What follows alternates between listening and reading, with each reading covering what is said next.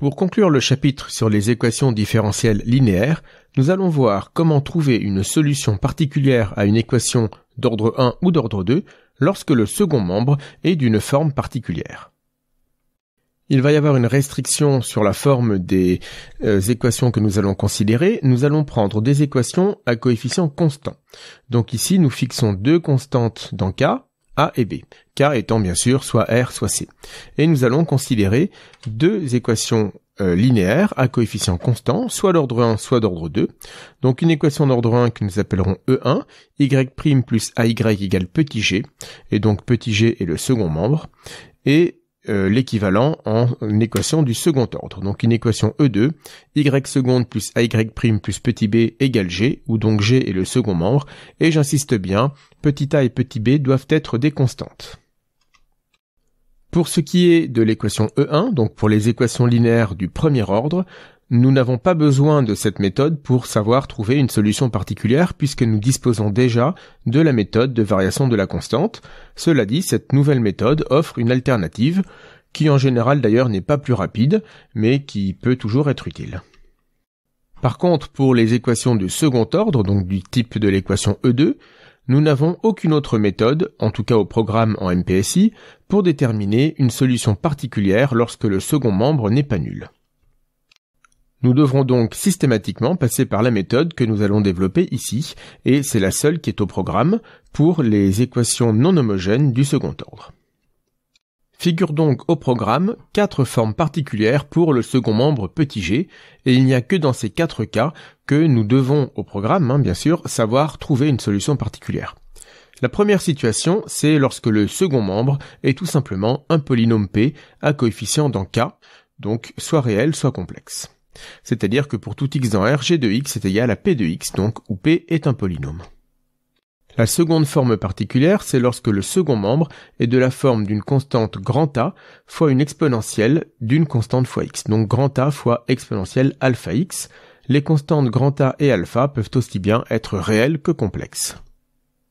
La troisième forme particulière, par contre, ne concerne que des fonctions réelles. Donc ici, nous allons considérer deux constantes grand A et petit oméga réelles, et nous supposons que le second membre est de la forme la constante grand A fois cosinus de oméga x. Enfin, la quatrième et dernière forme particulière est du même style que la troisième. Il s'agit du cas où g de x est de la forme une constante fois un sinus d'oméga x, au lieu d'un cosinus pour la troisième forme. Dans chacune de ces 4 situations, nous allons admettre qu'il existe une solution de E1 ou de E2 qui a une forme particulière. Dans la première situation, nous admettrons qu'il existe au moins une solution polynomiale. On peut donc toujours trouver un polynôme qui est solution de l'équation E1 ou E2. Dans la deuxième situation, nous pourrions montrer, mais nous allons l'admettre, cela n'est pas au programme, qu'il existe une solution de la forme un polynôme fois la même exponentielle que dans le second membre. Donc il existe un polynôme p à coefficient dans K, tel que la fonction qui a x associe p de x fois exponentielle alpha x est solution.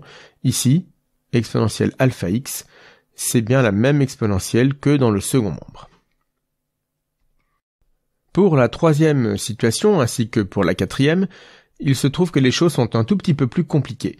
Nous allons, grâce au fait que le cosinus est la partie réelle d'une exponentielle complexe, passer de l'équation E1 ou de l'équation E2 à une équation faisant intervenir une exponentielle complexe.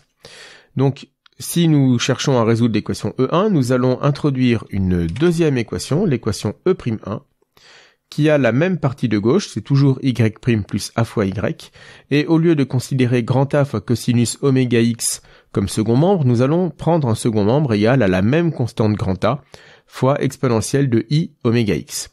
Ainsi, le second membre de l'équation E1 est la partie réelle du second membre de l'équation E'1. Si nous cherchons à résoudre E2, nous faisons la même chose, nous introduisons l'équation E'2, où nous changeons uniquement le second membre, nous passons de cosinus de oméga x à l'exponentielle de i oméga x. En application de la situation numéro 1, nous savons qu'il existe un polynôme p à coefficient complexe, tel que la fonction qui à x associe p de x exponentielle i oméga x, est solution soit de E'1, soit de E'2, selon l'équation que nous sommes en train de résoudre.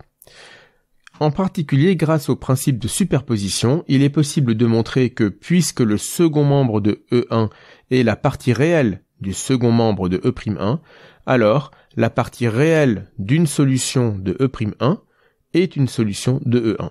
C'est pourquoi ici, nous gardons notre même solution que celle de E'1 et nous en prenons la partie réelle. Et cela nous donne une solution de E1. Bien sûr, E1 ou E2, la situation est la même. Si la fonction p de x exponentielle i oméga x est une solution de E'2, alors sa partie réelle est une solution de E2. Dans la situation numéro 4, nous faisons exactement la même chose, c'est-à-dire que nous introduisons toujours les mêmes équations E'1 et E'2, mais cette fois-ci, le second membre de E1 ou de E2 est la partie imaginaire de celui de E'1 ou de E'2, puisqu'il s'agit d'un sinus. Ainsi, nous allons là encore garder la même solution particulière p de x fois exponentielle i oméga x, donc solution de l'équation avec un prime, et nous en prenons la partie imaginaire pour avoir une solution de l'équation dont le second membre est un sinus. Jusqu'ici, tout cela a pu vous paraître peu concret et plutôt théorique. Il se trouve que dans cette partie du programme, il n'est demandé aucune connaissance théorique. Nous n'avons pas à connaître les démonstrations de tout ce que je viens d'annoncer. Ici, je ne fais que présenter de manière un peu théorique la méthode de résolution, mais bien sûr, nous allons voir très bientôt sur des exemples en pratique comment on fait pour utiliser concrètement tout ce qu'on vient de raconter ici, et c'est finalement la seule chose qui est importante. Alors, encore un dernier point théorique un peu abstrait avant de passer à du concret. Décrivons de manière encore un peu abstraite, mais dans les grandes lignes, la méthode de résolution. Nous avons vu que dans les 4 situations précédentes, il existe une solution d'une forme particulière. À chaque fois, cette forme particulière fait intervenir un polynôme. Nous allons donc systématiquement introduire un polynôme, donc soit P un polynôme, sans en dire plus, et soit F une fonction de la forme recherchée. Par équivalence, nous allons ensuite injecter cette écriture de f dans les codifs à résoudre et nous arriverons à une équivalence du style f est solution si et seulement si le polynôme p vérifie une certaine relation. Cette relation, elle aura toujours un peu la même tête et en particulier, il sera assez simple de deviner quel doit être le degré du polynôme p pour pouvoir satisfaire cette relation. Si par exemple p est de degré 3, nous donnerons un nom à ces 4 coefficients et nous réinjecterons p écrit sous cette forme dans la relation qu'il doit vérifier, ce qui permettra de résoudre et de calculer tous ces coefficients. Voilà, il est donc maintenant temps de passer à des exemples concrets, grâce auxquels, je l'espère, cette méthode vous paraîtra claire. Commençons donc par résoudre une équation différentielle où le second membre est de la forme grand 1. Donc ici, nous prenons une équation du second ordre, E2, y seconde plus y' moins 2y est égal à 2x carré moins x plus 1. Donc le second membre est bien un polynôme. C'est la situation grand 1. Nous allons donc introduire un polynôme grand P, a priori à coefficient réel puisque notre équation différentielle ne fait intervenir que des coefficients réels. Vous noterez bien au passage d'ailleurs que le membre de gauche ici est bien une équation à coefficient constant, ce qui est indispensable pour cette méthode, sinon les résultats sont totalement faux. P est solution de l'équation E2, si et seulement si le polynôme P seconde, alors pour quantifier un peu les choses, pour que ce soit bien rédigé, nous allons dire si et seulement si pour tout x dans R, P seconde de x plus P' de x moins 2P de x, est égal à 2x2 moins x plus 1. La question à se poser, c'est quel doit être le degré du polynôme grand P si l'on veut obtenir ici une solution. Je vais ici détailler un raisonnement qui nous resservira dans les situations 2, 3 ou 4, donc il est assez important. Si nous avons un polynôme P et que nous le dérivons, le degré de P' est inférieur ou égal au degré de P moins 1. Et donc, bien sûr, si l'on réitère et que l'on s'intéresse au degré de P seconde, il est inférieur ou égal au degré de P' moins 1, et donc il est inférieur ou égal au degré de P moins 2. Alors bien sûr, il est tentant de penser qu'ici nous n'avons pas des inégalités, mais des égalités. Attention, par exemple, si P est le polynôme constant égal à 2, Eh bien P', c'est le polynôme égal à 0. Il se trouve que le degré de P', donc le degré du polynôme nul, par convention, il est égal à moins l'infini. Et donc, il n'est pas du tout égal au degré de P moins 1, puisque le degré de P est lui égal à 0. Degré de P moins 1 ici est égal à 0. Donc, il y a toujours un petit piège ici avec les polynômes constants qui, quand on les dérive, donnent le polynôme nul. Donc si on ne veut pas avoir à distinguer des cas sur le degré de P, nous pouvons utiliser ici des inégalités. Ces inégalités sont toujours vraies. Et ces inégalités permettent de montrer que le degré du polynôme P seconde plus P' moins 2P est égal au degré du polynôme P. Donc, si nous revenons ici à la dernière relation sur P que nous avons obtenue, la relation étoile, eh bien pour avoir étoile, il faut que le degré de P soit égal à 2, puisque le degré de P, c'est le degré de P seconde plus P' moins 2P, et nous voulons que ce polynôme soit égal à 2x2 moins x plus 1. Donc souvenons-nous que nous sommes en train d'essayer de trouver une solution particulière, nous n'avons pas besoin de repartir d'étoiles et de continuer par équivalence. Nous ne cherchons pas toutes les solutions polynomiales, nous en voulons juste une. Nous allons donc introduire ici 3 constantes alpha, bêta, gamma dans R, et nous allons poser P, le polynôme alpha, plus bêta x, plus gamma x2. Nous pouvons alors dériver ce polynôme, nous obtenons bêta plus 2 gamma x, et le dériver une seconde fois, nous obtenons 2 gamma. Donc finalement, P est solution de l'équation E2,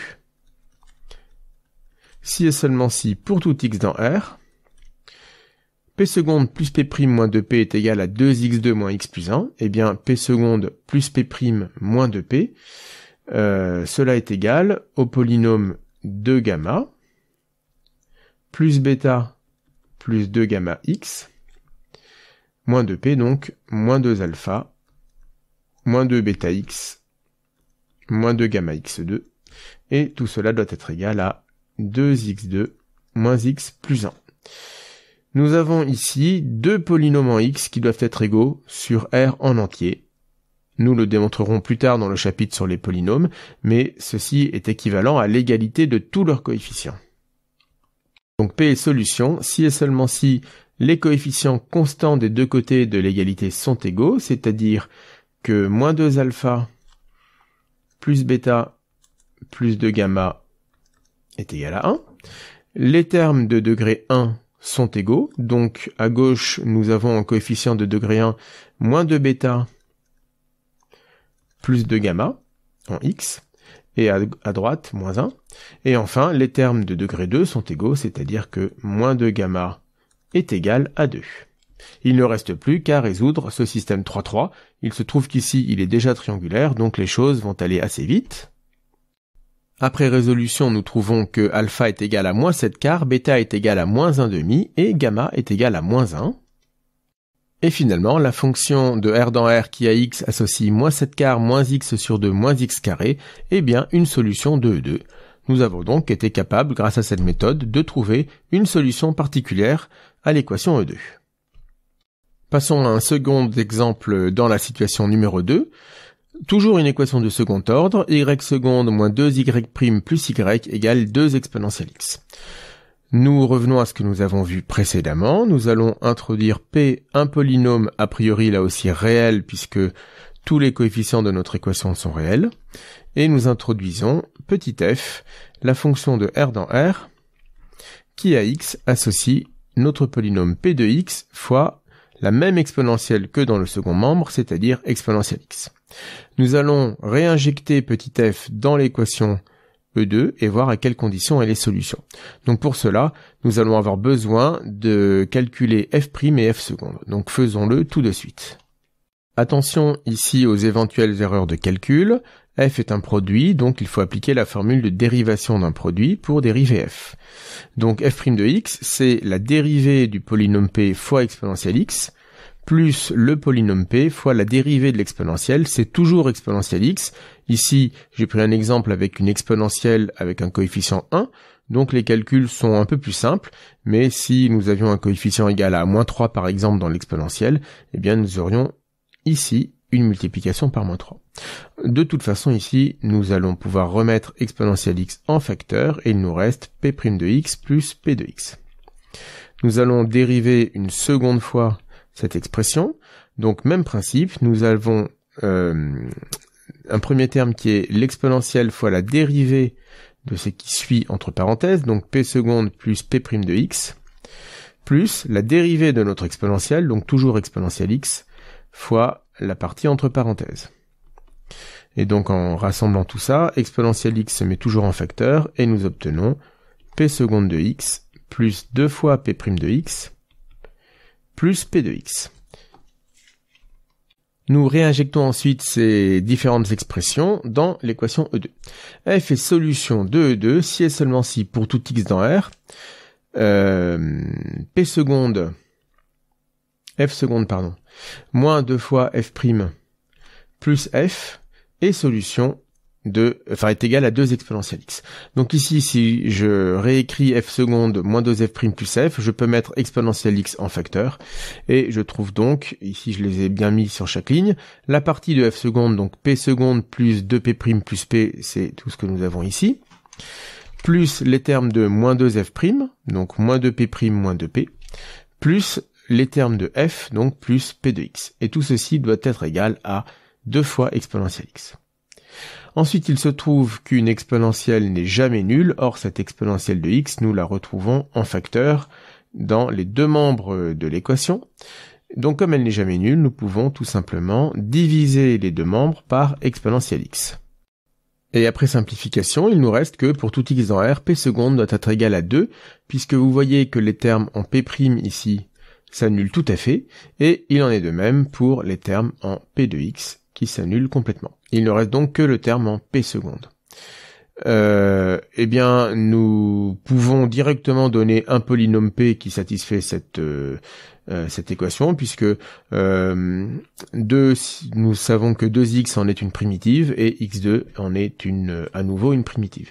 Donc posons le polynôme p de x, donc le polynôme p égale à x carré.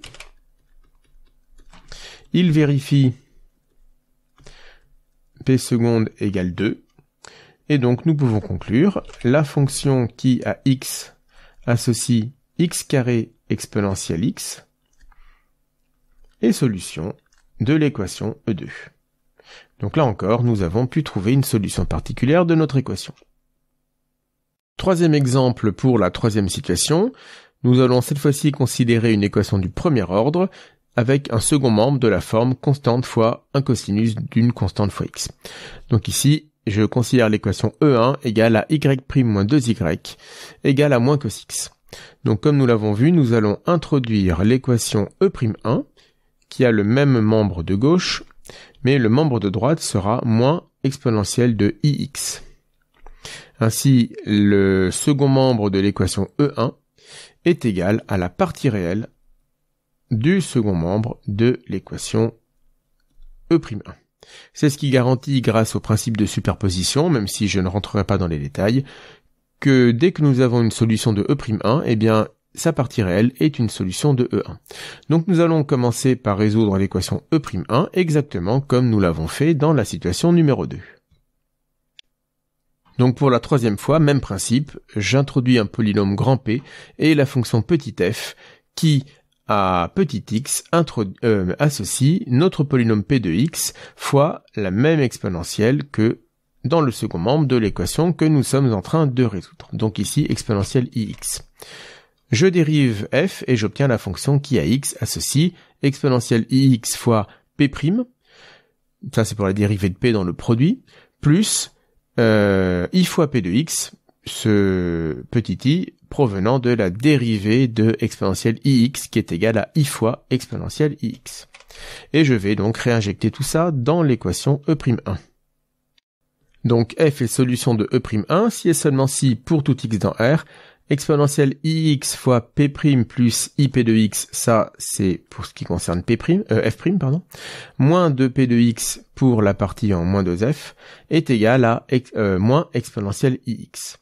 Là encore, nous allons pouvoir simplifier par exponentielle ix des deux côtés, puisque cette exponentielle ne s'annule pas. Et il nous reste, si et seulement si, pour tout x dans R, p' de x plus i-2 fois p de x est égal à moins 1. Même principe que dans la situation numéro 1. Alors dans la situation numéro 2, nous arrivions à une relation très simple, donc nous n'avons pas redétaillé les choses, ça n'était pas nécessaire, puisqu'il n'y avait que le terme en p seconde qui restait. Ici nous avons à nouveau un terme en p et un terme en p'. Le degré du membre de gauche est égal au degré de p. Le degré du membre de droite est égal à 0, donc nous allons prendre un polynôme p de degré 0, c'est-à-dire une constante. Donc nous allons considérer k un complexe, et p égale à k. Bon. Alors, p' plus i-2 fois p est égal à moins 1, si et seulement si, eh bien 0, puisque ici p étant une constante, sa dérivée est nulle. 0 fois i-2 fois k est égal à moins 1, donc si et seulement si, la constante k est égale à 1 sur 2 moins i, c'est-à-dire 2 plus i sur 5.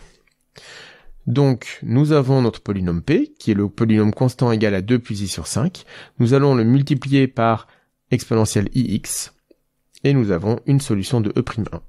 La fonction qui à x associe le polynôme p en question, donc 2 plus i sur 5 fois exponentielle ix, et solution de e'1. Appelons, nous l'avons appelé f, cette solution. Donc ce que nous avons dit, c'est que la partie réelle de f est solution de e'1. Donc il faut trouver, il ne reste plus qu'à calculer la partie réelle de f. Cela signifie que, alors cela se fait rapidement, la fonction qui à x associe, alors la partie réelle d'un produit de complexe, c'est le produit des parties réelles moins le produit des parties imaginaires. Donc la partie réelle de 2 plus i sur 5, c'est 2/5, la partie réelle d'exponentielle ix, c'est cosinus x, et ensuite moins le produit des parties imaginaires, donc moins 1/5 fois sinus x. Donc cette fonction est solution de E1. Et là, nous avons terminé puisque nous avons bien donné une solution particulière de la solution E1. La solution particulière est ici. Comme toujours, je vous encourage très vivement au brouillon, à reprendre cette fonction, à la dériver une fois, à injecter tout ça dans E1 et à bien vérifier que vous avez trouvé une vraie solution sans avoir fait d'erreur. Pour le dernier exemple de cette vidéo, dans la situation numéro 4, je vais me permettre une petite entorse puisque la situation 4 est vraiment très proche de la situation 3, donc pour ne pas refaire exactement la même chose, je vais rajouter une petite difficulté et sortir en toute théorie du programme, puisque vous voyez qu'ici le second membre de cet équodif n'est pas de la forme constante fois sinus, mais un polynôme de degré 1 fois un sinus. Alors en théorie, cette situation est hors programme, cela dit, elle est tout de même, vous pourriez la rencontrer, et en tout cas, la méthode que nous venons de voir pour trouver un second membre, une solution particulière, s'adapte tout à fait dans le cas où, dans les situations 2, 3, 4, on remplace la constante grand A par un polynôme. Donc c'est ce que nous allons voir sur cet exemple, même si en théorie il est hors programme. Alors vous allez voir que tout fonctionne exactement de la même manière. Les degrés des polynômes à considérer vont être un peu plus élevés, et donc les calculs un peu plus longs, mais vraiment c'est la même méthode. Donc ici j'introduis l'équation e'1 qui a le même membre de gauche que E1, et comme membre de droite, je transforme mon sinus en exponentielle, de sorte là encore que le second membre de E1 est égal à la partie imaginaire du second membre de E'1. Ensuite on procède comme dans les cas précédents, donc je vais me permettre d'aller un peu plus vite. Donc j'introduis un polynôme p, j'introduis la fonction f qui à x associe p de x fois la même exponentielle que dans le second membre de l'équodif que nous cherchons à résoudre. Donc exponentielle ix. Je prépare le terrain en calculant déjà f', et en calculant aussi f'-2f, ce qui me permet ensuite, plus simplement, de réinjecter tout ça dans l'équation e'1. Donc f est solution de e'1 si et seulement si, pour tout x dans R, exponentielle ix fois p' plus i-2 fois p de x, donc tout ceci est égal à f'-2f, est égal donc au second membre x fois exponentielle ix. Là encore, l'exponentielle qui apparaît des deux côtés ne s'annule pas, je peux donc diviser par cette exponentielle, et j'obtiens donc la condition sur p que je vais chercher à résoudre. Pour tout x dans R, p' plus i-2 fois p de x est égal à x. Nous appliquons une fois de plus le même raisonnement. Le degré de p' plus i-2 p est égal au degré de p. Nous voulons que ce polynôme soit égal à x, donc soit égal à un polynôme de degré 1. Nous allons donc prendre un polynôme p de degré 1. Pour cela, nous allons introduire deux complexes alpha et bêta, et nous posons le polynôme p de x égal à alpha plus bêta x. Donc, p' de x est égal au polynôme constant égal à bêta. Et nous allons introduire tout cela dans la relation encadrée en bas à gauche en rose. Ainsi, p' de x plus i-2 p de x égale x pour tout x, ceci est équivalent à dire que pour tout x, bêta plus i-2 fois alpha plus i-2 fois bêta x est égal à x. Nous allons identifier les coefficients de même degré à droite et à gauche. À gauche, le coefficient constant est égal à i-2 alpha plus bêta. À droite, il est égal à 0. À gauche, le terme de degré 1 a pour coefficient i-2 fois bêta. À droite, il est égal à 1. Nous avons donc ce système-là. Après résolution de ce système, nous obtenons alpha égale moins 3 plus 4i sur 25 et bêta égale à moins 2 plus i sur 5. Ainsi donc, nous avons les coefficients du polynôme p. En les réinjectant dans l'expression de petit f, nous avons ici le polynôme p de x fois exponentielle ix. Et bien, toute cette fonction nous donne bien une solution de l'équation e'1. Pour conclure, il nous faut prendre la partie imaginaire de cette fonction, donc si nous l'appelons f, la partie imaginaire de petit f est solution de l'équation de départ E1. Et donc en se souvenant que la partie imaginaire d'un produit de complexe, c'est la partie réelle du premier fois la partie imaginaire du second, plus la partie imaginaire du premier fois la partie réelle du second, eh bien nous obtenons comme solution de E1 la fonction qui à x associe moins 4/25 plus 1/5 de x fois cos x, moins 3/25 plus 2/5 de x fois sinus x.